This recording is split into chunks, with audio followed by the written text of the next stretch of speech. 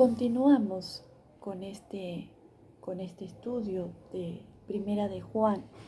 Hemos visto algunos puntos importantes, como el autor, cuáles fueron las palabras claves, cuál es el análisis o cuál es el propósito de esta carta.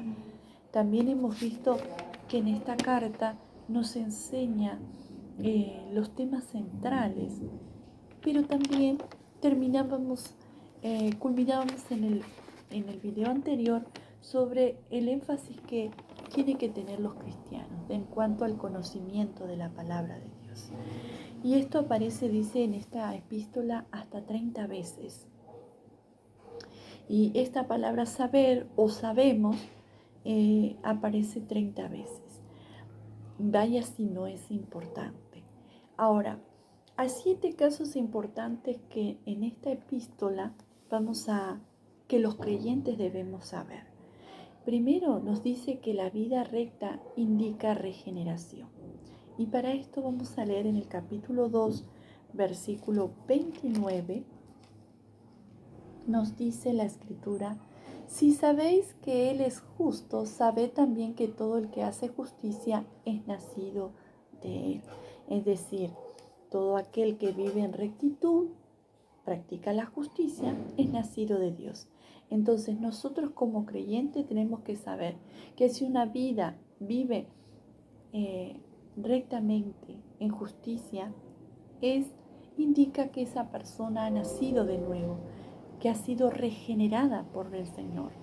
Ahora en el capítulo 5, versículo 18 nos dice: sabemos que todo aquel que ha nacido de Dios no practica el pecado, pues aquel que fue engendrado por Dios le guarda y el maligno no le toca. Nos dice entonces que una vida regenerada no tiene la apetencia de vivir en el pecado, no tiene el deseo de vivir en el pecado o sometido bajo el pecado, sino que nos dice aquí la Escritura que aquel que ha nacido de Dios no practica el pecado deliberadamente. ¿Podemos fallar? Sí. ¿Podemos cometer pecado, errores? Sí. Pero el Espíritu Santo nos constriñe, y cuando una vida es regenerada por la obra del Espíritu Santo en nosotros, nos motiva a acercarnos a Dios, y el enemigo no puede tocarnos, sino que Dios nos guarda. Ahora nosotros también tenemos que saber que seremos semejantes a Cristo cuando Él venga a buscarnos. Y esto lo podemos lecturar en Primera de Juan, capítulo 3, versículo 2. Amados, ahora somos hijos de Dios y aún no se ha manifestado lo que hemos de ser, pero sabemos que cuando Él se manifieste seremos semejantes a Él, porque le veremos tal como Él es. Es decir, amados hermanos, usted y yo debemos saber que somos hijos de Dios.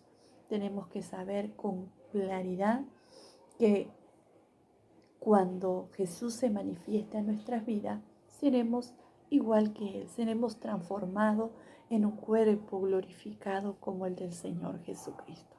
Ahora, los creyentes también tienen que saber que Cristo vino a quitar el pecado, nuestros pecados. Y esto está en el capítulo 3, versículo 5, y dice: y sabéis que Él apareció para quitar nuestros pecados, y no hay pecado en Él. Jesús vino a este mundo para librarnos del pecado, para limpiarnos, como dice aquí en el versículo 5. Apareció para quitar, corroer, sacar, extirpar el pecado. Y tenemos que saber, y se apareció para quitar nuestros pecados, y no hay pecado en Él. Es decir, nuestro Señor Jesucristo fue aquel que murió en la cruz del Calvario, pero para quitar el pecado que señoreaba, que estaba gobernando nuestras vidas, y para hacernos libres de la opresión del pecado. Ahora, en Él no fue hallado pecado. También esta epístola, nosotros como hermanos en la fe, tenemos que saber que el amor fraternal indica que hemos pasado de muerte a vida. ¿Qué significa esto? Vamos a leer en el capítulo 3 de esta carta de Primera de Juan, capítulo 3, versículo 14, y nos dice: nosotros sabemos que hemos pasado de muerte a vida en que amamos a los hermanos. El que no ama a su hermano permanece en muerte. Es decir, cuando Jesús toma control de nuestro ser y el Espíritu Santo está trabajando en nuestras vidas, el Señor pone amor en nosotros, en amor para con los hermanos de la fe.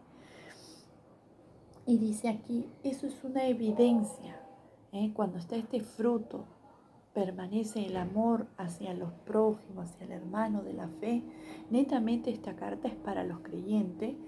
Tenemos que saber que hemos pasado de muerte espiritual a vida.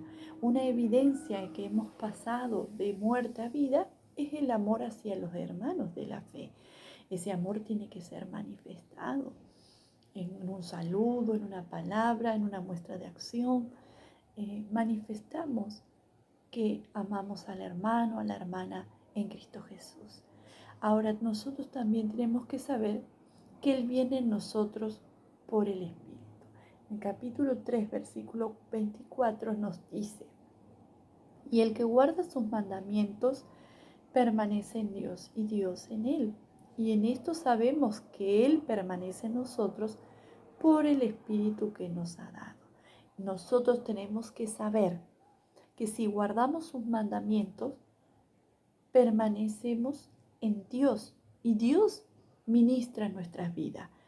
Pero si Dios ministra en nuestra vida, permanecemos en Él, las Escrituras nos dicen que Él permanece en nosotros por el Espíritu Santo.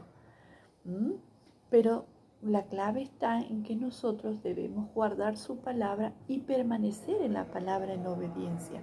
Y Dios va a permanecer en nosotros ministrándonos a través de la palabra y del Espíritu Santo. Amén. Ahora, nosotros tenemos que saber y no dudar de que tenemos vida eterna. En 1 de Juan, quiero reiterar el capítulo 5, versículo 13, nos dice: estas cosas os he escrito a vosotros que creéis en el nombre del Hijo de Dios, para que sepáis que tenéis vida eterna y para que creáis en el nombre del Hijo de Dios. La iglesia, el creyente, no tiene que dudar. Es una obra de fe y de gracia en nosotros. ¿Cuál es? Es que nosotros debemos creer en el nombre del Hijo de Dios y tenemos que saber que tenemos vida eterna y para que creamos en el nombre del Hijo de Dios. Entonces, el cristiano tiene vida eterna en Jesucristo. También nosotros como cristianos también tenemos que saber que nuestras oraciones son contestadas. A veces no de la forma que nosotros esperamos, pero siempre trae respuesta. Y en el capítulo 5, versículo 15 nos dice: y si sabemos que nos oye en cualquier cosa que pidamos, sabemos que tenemos las peticiones que le hayamos hecho. Quiere decir que nosotros como cristianos tenemos que tener por seguro, por conocimiento, que si nos acercamos a Dios hay respuesta a nuestras oraciones. Sí las hay. Y si nosotros conservamos la palabra, buscamos el agradarle, vivimos en obediencia a la palabra, Él permanece en nosotros y vamos a saber qué cosas pedir y cómo pedirlas. Y sabemos que allí va a haber respuesta segura. Amén. Entonces hasta aquí es la introducción de lo que va a tratar esta epístola de Primera de Juan, donde tiene 5 capítulos, donde hemos tratado diferentes, desde el propósito, quién lo escribió, el tiempo que se escribió, en el lugar que se presupone, las particularidades de esta carta y cosas importantes que la iglesia o hermanos en la fe debemos conocer. Esta carta fue escrita, sin duda, pertenece a las epístolas generales y fue escrita para los creyentes. Así que les animamos que puedan suscribirse a nuestro canal Asamblea Cristiana Perú y podamos compartir estos videos que son de estudio bíblico y de edificación. Que Dios les bendiga.